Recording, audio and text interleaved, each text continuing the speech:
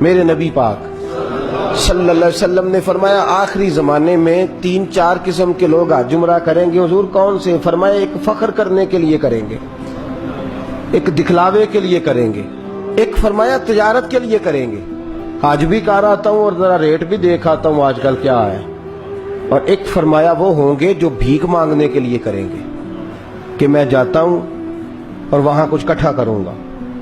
فرمایا یہ سارے غلط ہیں یا اللہ یا رسول اللہ۔ پھر فرمایا کچھ امیر بھی ہوں گے عمرہ کرنے والے جو سیر کی نیت سے جائیں گے۔ ہم نے دیکھا ہے معاذ اللہ تعالیٰ آج کے موقع پہ کہتے میں جدے چلا اتھے کی کتنے سمندر رہتے، میں کیا ہوتے پاکستان بھی ہے، خانہ کعبہ کی بات کر جو ملتا نہیں کہیں، گنبد خضرا کی بات کر جو دھرتی میں ساری دھرتی کو آباد رکھے ہوئے۔ تو لوگ اس کے مقصد کو، میرے حبیب نے فرمایا کچھ لوگ ہوں گے جو خالص اللہ کی رضا کے لیے جائیں گے۔ حضور وہ کون ہے؟ فرمایا وفد اللہ، وہ تو اللہ کی جماعت ہے، وہ اللہ کی، وہ رب کا گروہ ہے۔ تو حضور انہیں کیا ملے گا؟